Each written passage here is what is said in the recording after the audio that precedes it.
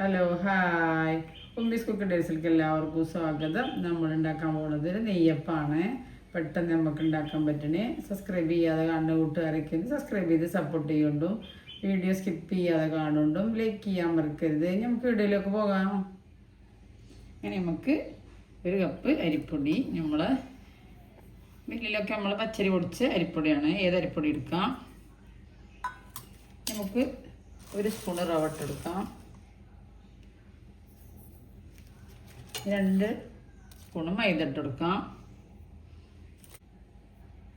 നമുക്ക് നല്ല മിക്സ് ചെയ്യാം.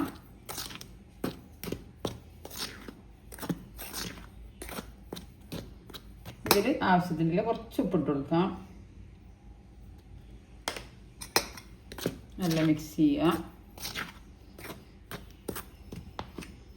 നമുക്ക് ശർക്കരപ്പാനി ഒഴിച്ച് കൊടുക്കാം. നല്ല ചൂടൊന്നും വേണ്ട, ചൂടാറിയാലും കുഴപ്പമൊന്നുമില്ല. ഒഴിച്ചിട്ട് നമുക്ക് മിക്സാക്കാം.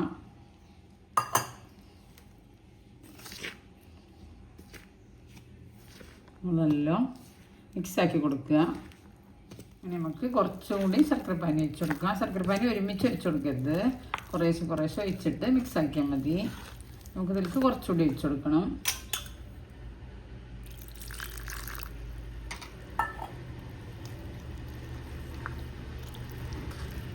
നല്ല മിക്സ് ചെയ്യുക.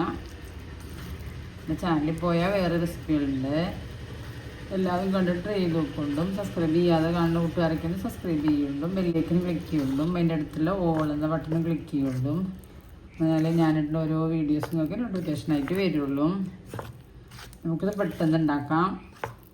പൊടിച്ച പൊടി കൊണ്ടൊക്കെ നമുക്ക് 4 മണിക്ക് ചായക്കൊക്കെ ഒരു പെട്ടെന്ന് കടി വേണമെന്നുണ്ടെങ്കിൽ പെട്ടെന്ന് ഉണ്ടാക്കാൻ പറ്റുന്നൊരു നെയ്യപ്പാണ്. നമ്മൾ നെയ്യപ്പത്തിൻ്റെ മാവ് ഈ ഒരു രൂപത്തിലാകണം. ഇത്ര കട്ടിക്ക് മതി, ഇതിൽ കൂടുതൽ ലൂസാക്കരുത്. നമുക്കിൽ കുറച്ച് സോഡാപ്പൊടി ഇട്ട് കൊടുക്കാം.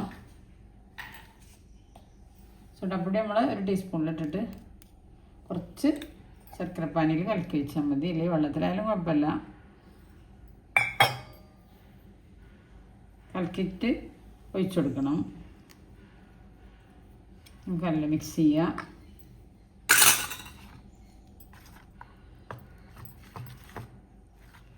അങ്ങനെ സോഡാപ്പൊടിയൊക്കെ ഇട്ട് നമ്മൾ നല്ല മിക്സ് ചെയ്തു.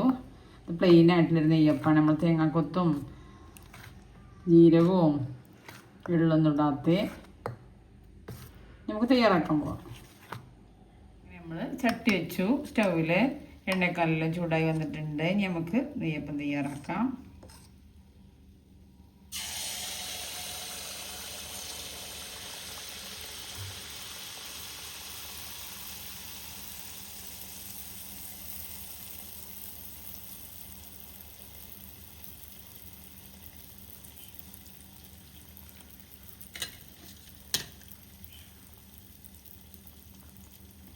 നമ്മൾ നെയ്യപ്പൊക്കെ പൊങ്ങി വന്നു. ഇനി നമ്മൾ എണ്ണ ഇങ്ങനെ കുറച്ച് മുളക് ഇങ്ങനെ ഇതാക്കി കൊടുത്താൽ മതി. നമുക്ക് നമ്മൾ നെയ്യപ്പം മുറിച്ചിട്ട് കൊടുക്കാം. അങ്ങനെ നമ്മൾ ആദ്യത്തെ ട്രിപ്പ് നെയ്യപ്പം റെഡി. നമുക്ക് എണ്ണയിൽ നിന്ന് കോരിയെടുക്കാം. 4 മണി ചായയുടെ കൂടെ നമുക്ക് പെട്ടെന്ന് ഉണ്ടാക്കാം. നമുക്ക് നമ്മളെ നെയ്യപ്പം രണ്ടാമത്തെ ട്രിപ്പും വെച്ച് കൊടുക്കാം. അങ്ങനെ നമ്മുടെ രണ്ടാമത്തെ നെയ്യപ്പവും നമുക്ക് മറിച്ചിട്ടെടുക്കാം.